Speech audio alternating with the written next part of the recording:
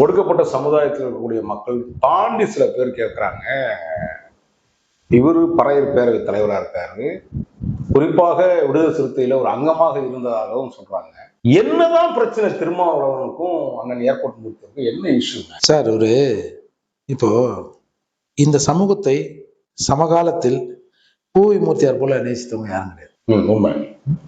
கனவுல கூட இந்த சமூகத்துக்கு துரோகம் பண்ணணும். சும்மா இன்னைக்கு வெறும் முழக்கமா இருக்குல்ல, அடக்குமுறை அத்துமீறி திருப்பி அடின்னு. உண்மையிலே அடிச்சவர் அவர் தான்.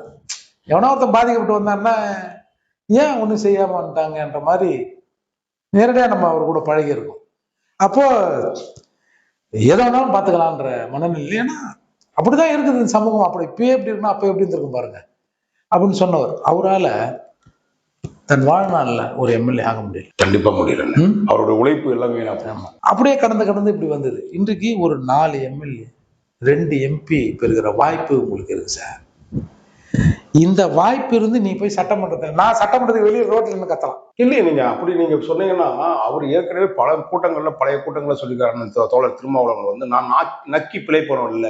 சரி, நான் நக்கி பிழைப்போனோம் பலமுறை சொல்லி. சரி, இந்த 4 வருஷம் சட்டமன்றத்துல இந்த பட்டியல் சமூக மக்களுக்காக என்ன விஷயத்தை இந்த 4 எம்எல்ஏ பேசுறாங்கன்னு ஒண்ணு சொல்லுங்க.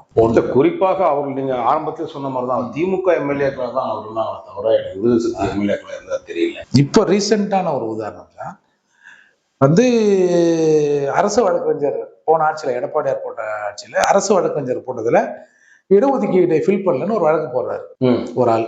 போட்ட உடனே அது அப்படியே அந்த 5 வருஷம் கடந்து 2024 லாஸ்ட் 25 லாஸ்ட்ல 24 லாஸ்ட்ல 25 லாஸ்ட்ல அந்த வழக்கு நீதிமன்றத்துக்கு வருது திமுக ஆட்சியில். அப்ப நாங்க போய் வந்து இதுல இடஒதுக்கீடு மெயின்டைன் பண்ண வேண்டிய அவசியம் எங்களுக்கு இல்லை.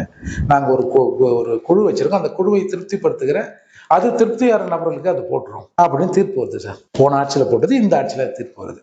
சரி, இப்போ இதற்காக வழக்கு போட்டார்ல, அவர் என்ன சார் பண்ணணும்? அவர் கேட்ட விஷயங்கள் நியாயமானது தானே. ஆமா, அதான் அரசாங்கம் எதிர்த்து கேஸ் தோத்து போச்சு. ஆமா, தோத்து போச்சுன்னு சொல்ல முடியும். அவங்க ஒத்துருந்தாங்கன்னா முடிஞ்சு போச்சு. அரசாங்கம் ஒத்துக்கல, தோத்து போச்சு. என்ன பண்ண? அப்பீல் போனோம். அப்படி இல்லைன்னா எனக்கு இன்றைக்கு ஆளுங்கிட்ட சிஎம் எனக்கு தெரியும், நான் டக்குன்னு போன் பண்ணி அவரை குண்டாஸ்ல போடுங்க, இவரை குண்டாஸ்ல போடுங்கன்னா போட்டுருவாங்க. அந்த அளவுக்கு செல்வாக்கு இருக்குது. இப்போ எங்க சொல்லணும்ல, இந்த மாதிரி நான் போட்டேங்க, இந்த பாருங்க உங்க அரசு வழக்கு நான் சொல்லிட்டாரு, நீங்க பெருந்தன்மையா அதை பண்ணுங்க அப்படின்னு சொல்லணும். அப்படி இல்லையா, இவங்கிட்ட போய் சொன்னா ஏதாவது சொல்லுவானுங்க. நம்ம ஒரு வக்கீலா கேஸை போட்டோம், ஒரு கிளைண்டா கேஸை போட்டோம், நம்ம ஒரு அட்வொகேட்டை வச்சு சுப்ரீம் கோர்ட்ல போடும். அப்படிதான் நியாயம்.